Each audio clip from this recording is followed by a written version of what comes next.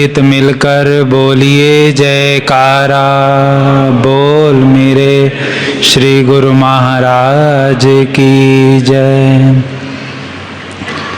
गुरुमुखों, ये हम सभी गुरुमुखों का महानतम सौभाग्य है जो हमें समय के संत महापुरुषों की चरण शरण प्राप्त है और नित्य प्रति ही हमें यह सुअवसर प्राप्त हो रहा है कि हम अपने श्री सतगुरुदेव महाराज जी के पावन चरण कमलों में बैठकर प्रातःकाल और सायंकाल इन सत्संग की घड़ियों का लाभ प्राप्त कर रहे हैं। कभी हमें इन सत्संग की घड़ियों में हमारे श्री सतगुरुदेव महाराज जी हमें मानुष जन्म की विशेषता का वर्णन श्रवण करने को प्रदान करते हैं, तो कभी हमें महापुरुषों के अनंत उपकार हमारे अंतर हृदय में स्मरण करवाए जाते हैं, तो कभी भक्ति नाम की महिमा से हमें अवगत कराया जाता है। महापुरुषों का इन प्रेरणाओं को, इन शिक्षाओं को देने का क्या उद्देश्य है कि महापुरुष चाहते हैं कि जो गुरुमुख जन उनकी चरण शरण में आ गए हैं, जो इस भक्ति मार्ग पर चल रहे हैं, वह इस भक्ति के सूक्ष्म मार्ग पर सफल हो जाएं। अब महापुरुष हमें क्यों बार बार नित्य प्रति भक्ति करने की प्रेरणा देते हैं? क्यों हमें सुबह शाम भक्ति के नियमों की दृढ़ता से पालना करने की प्रेरणा मिला करती है? हमारे श्री 108 श्री पंचम पातशाही जी महाराज जी अपने पावन वचनों में अक्सर यह वचन फरमाया करते थे कि भक्ति सुख का मूल है, भक्ति सुख की खान। भक्ति सुख का मूल है, भक्ति सुख की खान। जाके हृदय भक्ति बसे, पावे पद निर्वाण। कि जो सुख की तलाश हमारी आत्मा को है, या जिस शाश्वत सुख को प्राप्त करने के लिए जीव हर समय भटक रहा है, वो सुख अगर कहीं प्राप्त हो सकता है तो वो केवल और केवल महापुरुषों की चरण शरण में आकर उनकी भक्ति करने से ही प्राप्त हुआ करता है।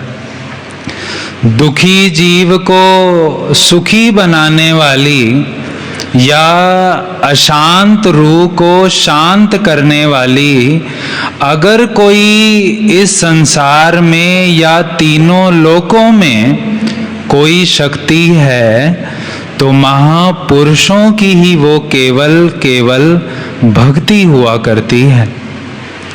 अब जब गुरुमुख जन इस संसार में रहते हुए, इस संसार के कार्य व्यवहार करते हुए भक्ति के नियमों की पालना करते हैं, तो गुरुमुखों के जीवन में कुछ समय ऐसा भी आता है कि जब गुरुमुखों को उनके जीवन की परिस्थितियां बिल्कुल विपरीत दिखा करती हैं। सब कुछ ऐसा लगता है कि वह प्रतिकूल नजर आ रहा है, तो महापुरुष अब हमें उस स्थिति में कैसे रहना है इसकी प्रेरणा देते हैं। वह हम इस कथा से समझ सकते हैं। एक बार एक प्रेमी संत तुलसीदास जी के पावन चरण कमलों में पहुंचा और कहने लगा, महाराज जी मैं बहुत भक्ति करता हूँ, लगभग दिन में 24 घंटे मैं भक्ति के साधनों में लगा रहता हूँ, लेकिन साथ के साथ मुझे अंदर यह अनुभव होता है कि मेरे अंदर जो काम है, क्रोध है, लोभ है या चिंता है, वह भी बहुत अधिक है। मैं छोटी छोटी बात पर चिंता ग्रसित हो जाता हूँ। अब क्या भक्ति असर नहीं कर रही या भक्ति में असर नहीं है?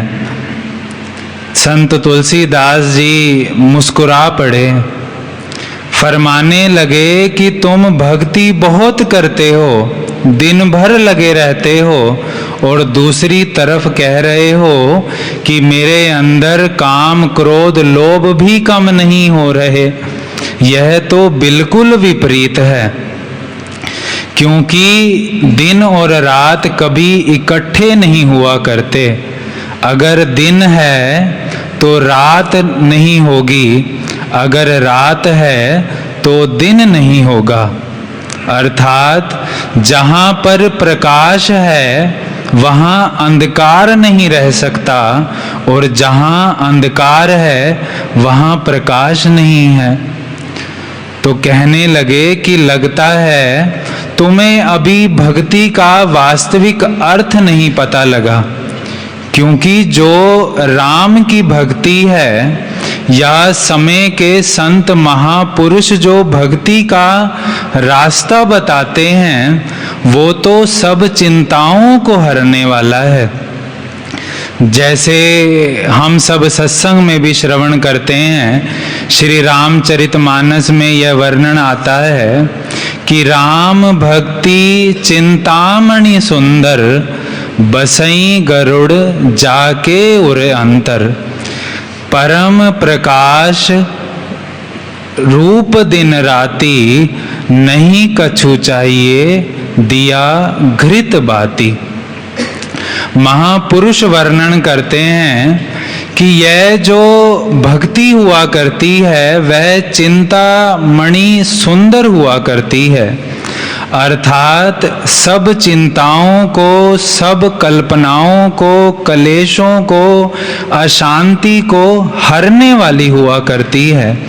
जो भी गुरुमुख जन इस भक्ति के रास्ते को अपनाते हैं, जिनके अंदर यह भक्ति बसती है, या जो अपने श्री सतगुरुदेव महाराज जी के वचनों को अपने अंतर हृदय में बसा लेते हैं, तो महापुरुष वर्णन कर रहे हैं कि उनके अंतर हृदय में प्रकाश ही प्रकाश हो जाया करता है, अर्थात वह भगवान का रूप हो जाया करते हैं।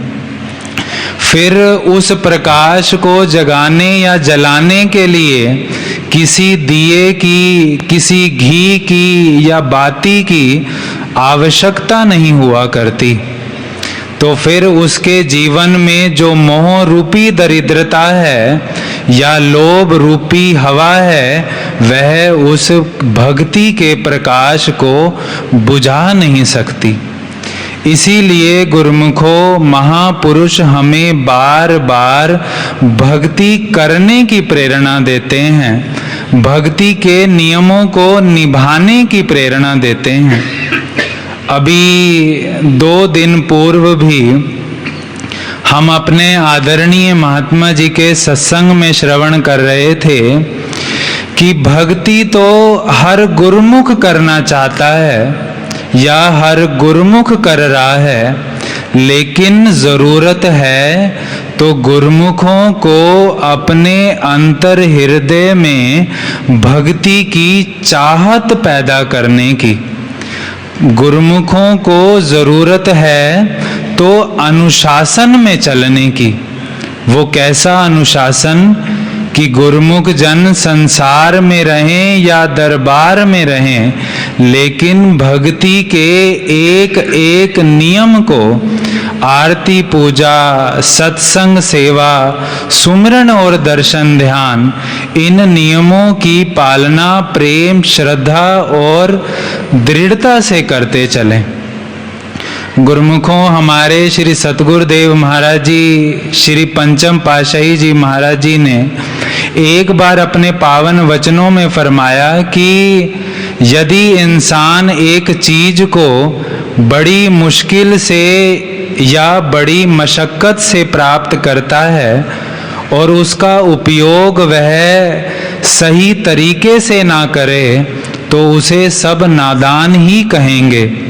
इसीलिए यह गुरुमुख जन होते हैं जिनको यह जो मानुष तन प्राप्त हुआ है यह बहुत मुश्किल से प्राप्त हुआ है।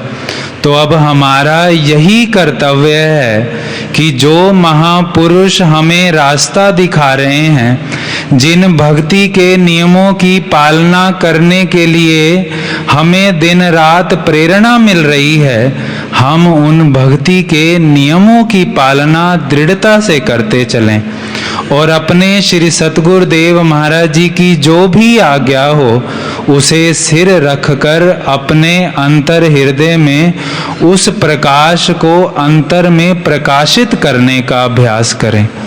तो अब हमारा यही कर्तव्य है कि महापुरुषों ने जो नियम बनाए हैं उन नियमों की पालना करते हुए अपना यह लोक भी सुखी करें, परलोक भी सुहेला करें और महापुरुषों की भक्ति को भी प्राप्त करें। बोलो जयकारा बोल मेरे श्री गुरु महाराज।